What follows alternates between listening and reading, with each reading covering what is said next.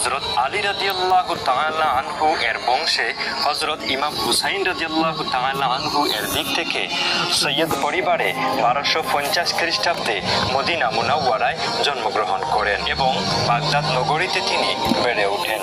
তার বংশধররা তৎকালে বাগদাদের আব্বাসী রাজ পরিবারের সঙ্গে আত্মীয়তা সূত্রে সম্পৃক্ত ছিলেন। বিভিন্ন কারণে রাজ পরিবারের সঙ্গে নিজ বংশের কলহ বিবাদ বাঁধলে বীতশ্রদ্ধ হয়ে তার বংশের অনেকেই বাগদাদ ত্যাগ করে ভারত আগমন করেন। তাদের মধ্যে সৈয়দ নাসিরউদ্দিনও ছিলেন। দিল্লিতে আসার পর পরিবারের ব্যয়ভার নির্বাহের জন্য সিপাহসালার সৈয়দ নাসিরউদ্দিন রহমতুল্লাহি আলাইহি দিল্লির সুলতানের অধীনে সৈনিক বিভাগে চাকরি নেন। 1303 খ্রিস্টাব্দে সিপাহসালার পদে উন্নত হন। শ্রীহট্টের অধিবাসী বুরহানুদ্দিন নামক জৈনক মুসলমান নিজ ছেলের জন্ম উৎসব উপলক্ষে গরু জবাই করায় গৌরগোবিন্দর কাছে অপরাধী সাব্যস্ত হন। গৌরগোবিন্দ তখন বুরহানুদ্দিন রহমতুল্লাহি আলাইহি এর ছেলেকে ধরে নিয়ে জবাই করে হত্যা করেন। বুরহানুদ্দিন বাংলার তৎকালীন সুলতান শামসুদ্দিন ফিরোজ শাহের নিকট গিয়ে এই নিষ্ঠুর হত্যাকাণ্ডের অভিযোগ করলে সুলতান শামসুদ্দিন ফিরোজ শাহ তার ভাগ্নে সিকান্দার গাজীকে প্রখণ্ড সৈন্যবাহিনীর সঙ্গে শ্রীহট্টের গৌররাজ্যে প্রেরণ করেন। শাহী সৈন্য যখন ব্রহ্মপুত্র নদী পার হতে চেষ্টা করে তখনই রাজা গৌরগোবিন্দর ভৌতিক শক্তির সাহায্যে মুসলিম সৈন্যদের উপর অগ্নিবাণ নিক্ষেপ করে সমস্ত চেষ্টা বিফল করে দেয়। এই সংবাদটি দিল্লির সম্রাট আলাউদ্দিন খিলজির নিকট পৌঁছালে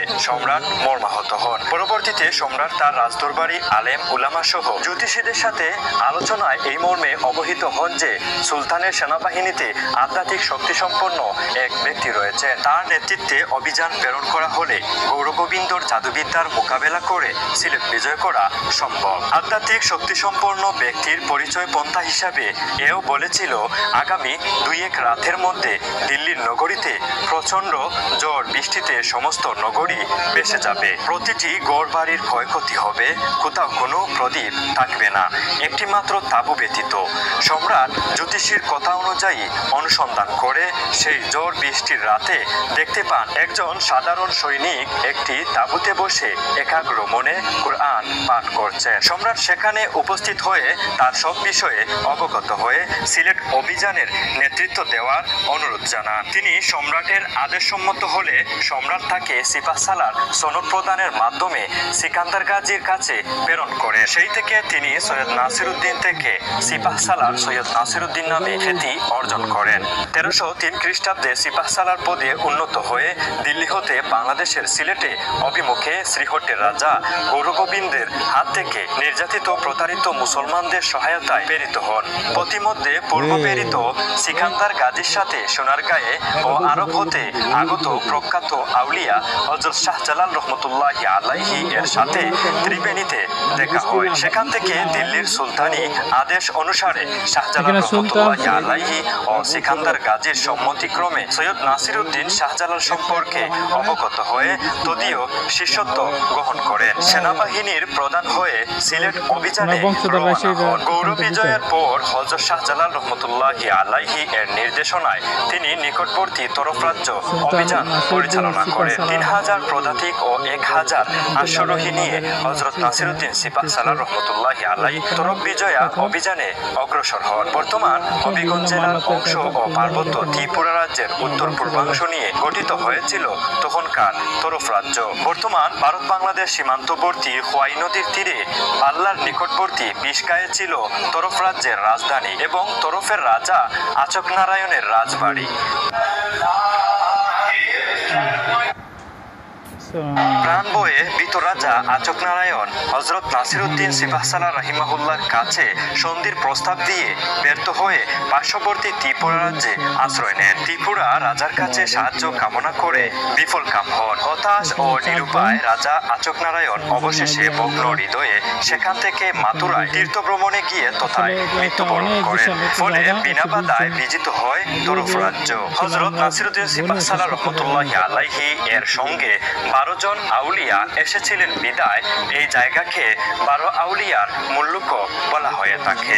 তরফ বিজয়ের পর তিনি তরফের শাসক নিযুক্ত হন। হবিগঞ্জ জেলার চুনারুঘাট উপজেলাধীন খোয়াই নদীর পাশেই মুরারবন্দে ওনার মাজার। তৎকালে এই জায়গাটি ছিল ছায়াঘেরা বনানী, চারিদিকে কোনো মানুষজনের আবাদিবিহীন। নিবৃত নিরিবিলি এই স্থানটিকে পরম নিশ্চিন্তে ইবাদত বন্দেগী করার জন্য জায়গাটি যোগ্য হিসাবে পছন্দ হয়, তাই এখানেই গাঁটি গেড়ে স্থায়ীভাবে থেকে গেলেন। 1346 খ্রিস্টাব্দে 75 বছর বয়সে তিনি ইন্তেকাল করেন। ওনার অলৌকিক ঘটনাসমূহের মধ্যে তার কবর বা মাজার উত্তর দক্ষিণ হতে পূর্ব পশ্চিমে মরে যাওয়া নিয়ে বহুল প্রচারিত আছে।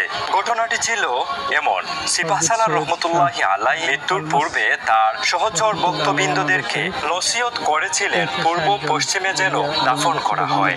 তৎকালীন আলেম সমাজের আপত্তির মুখে সিপাহ সালার রহমতুল্লাহি আলাইহি এর ভক্ত সহচরগণ তার নসিহত উপেক্ষা করে ইসলামী রীতিতে উত্তর দক্ষিণ করেই দাফন করেন। দাফন কার্য শেষ করে 40 কদম পার হতে না হতেই এক প্রচণ্ড শব্দ শুনে উপস্থিত সবাই পিছনে ফিরে তাকিয়ে দেখতে পান ওনার কবর মরে গিয়ে পূর্বে পশ্চিমে হয়ে রয়েছে। তৎকালীন সকল আল্লাহু আকবার ধ্বনি দিয়ে আউলিয়ার শেষ নসিহত স্মরণ করে নিজেদের ভুল স্বীকারে আল্লাহর নিকট ক্ষমা প্রার্থনা করেন। শ্রুতির এই স্মৃতিকে আঁকড়ে তার কবরখানা আজও পূর্বে পশ্চিমে কানে এবং উত্তরমুখী, পশ্চিম এবং পূর্বমুখী। এটা অলৌকিক ঘটনা ছিল। উনি ওসিয়ত করে গেছিলেন যে উনি মারা যাওয়ার পর ওনার দাফন করার জন্য পশ্চিম এবং উত্তরমুখী, পশ্চিম দিকে মাথা এবং পূর্ব দিকে পা দিয়ে রেখে ওনাকে দাফন কার্য সম্পাদন করার জন্য বলেছিল। কিন্তু স্থানীয় আলেম, তৎকালীন যারা আলেম ছিল, ওনার যে জানাজা বা দাফন কাফন সম্পন্ন করছিল, তারা ওনারকে কবরে উত্তর দক্ষিণমুখী করে শোয়েছিল। কিন্তু পরবর্তীতে এই কবরটি অলৌকিকভাবে আল্লাহর বিভিন্ন কারামতে এটা ঘুরে পূর্ব পশ্চিম হয়ে গেছে। সেই মাজারটি আপনাদেরকে দেখাবো। আমরা যাচ্ছি 120 জন আল্লাহর প্রিয় খাস বান্দা যারা ইসলাম প্রচার কাজের জন্য এই বাংলায় বিভিন্ন স্থানে আসছিলেন, তাদের মধ্যে 360 জনের মধ্যে 120 জনেই আউলিয়ার মাজার রয়েছে এই চুনারুঘাট থানায়।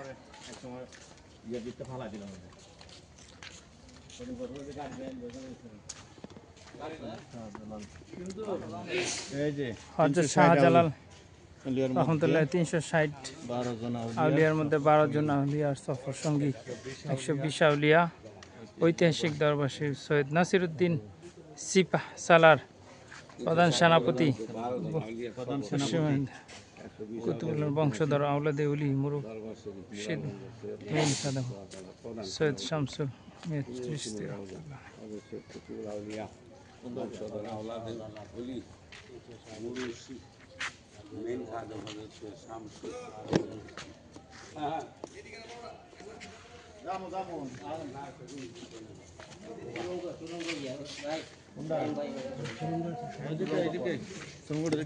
সুরঙ্গ পথ, যে যুদ্ধের জন্য যে সুরঙ্গ পথ, এখান থেকে একটা যুদ্ধ হয়েছিল, ইসলামিক যুদ্ধ নাকি? সুরঙ্গ পথটা দেখে আসি। আসসালামু আলাইকুম। আসসালামু আলাইকুম ইয়া ওলি আল্লাহ। এখানে একটি সুরঙ্গ পথ রয়েছে, যে পথটিকে এখানে চিহ্নিত করে রাখা হয়েছে। এই সুরঙ্গ পথ দিয়ে ইসলামের কাজে বিভিন্ন যুদ্ধ করার জন্য তারা আশ্রয়স্থল বা বিভিন্ন কৌশল ক্ষেত্রে অবলম্বন করার জন্য আউলিয়াগণ ব্যবহার করছেন। সুরঙ্গ দিয়া কবরের ভিতরে আছে। এখন আপনাদেরকে দেখাবো এই যে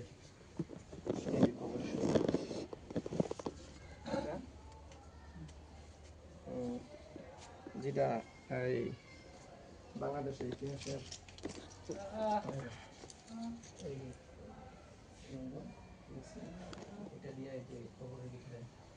অনেকগুলো অসংখ্য অলির মাজার দেখছ, 120 আউলিয়ার মাজার।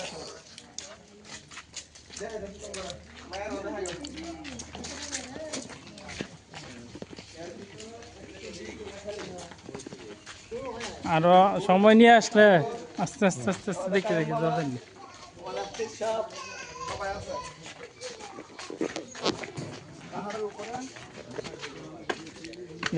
বাঁধ যে পান নাই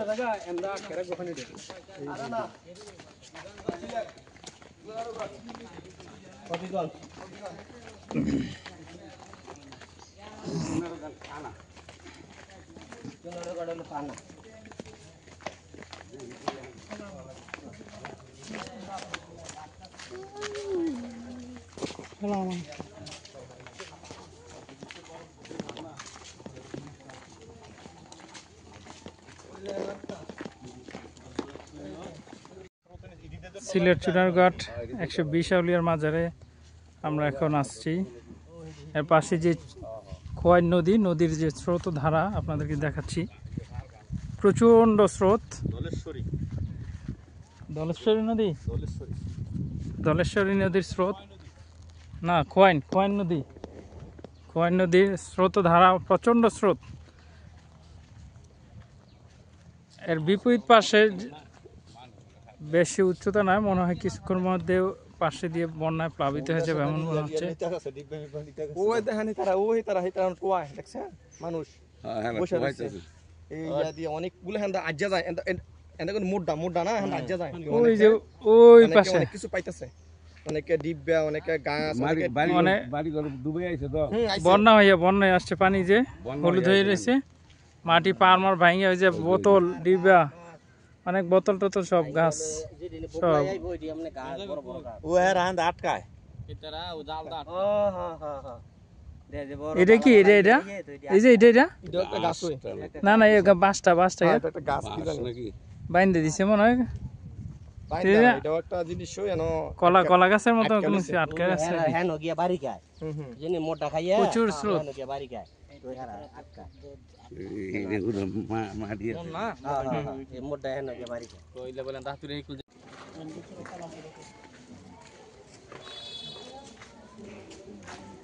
ঠান্ডা অনেক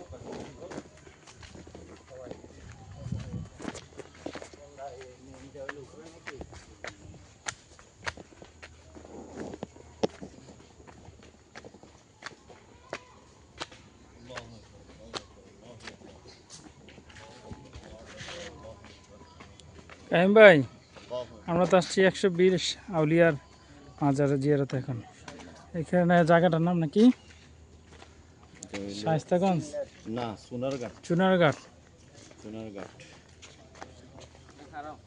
খান্দুরা মাজার।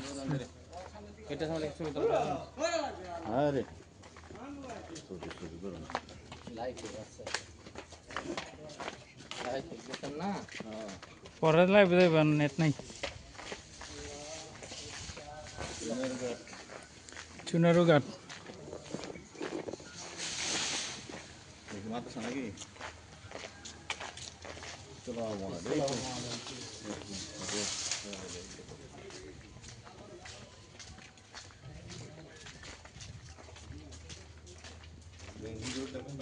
নদী নাকি?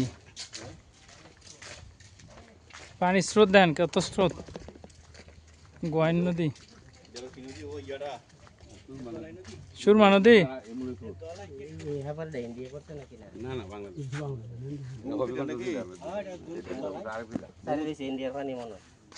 দলেশ্বরী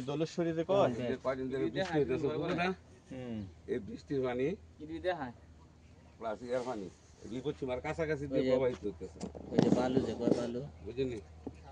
আর এই পানিটা আর এই মাথাটা হিসাব করেন, আপনি ম্যাপ ধরেন কত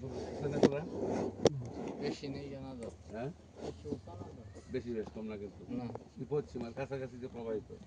এই বেড়িবাঁধগুলি দেওয়ার কারণে এখন পানি আর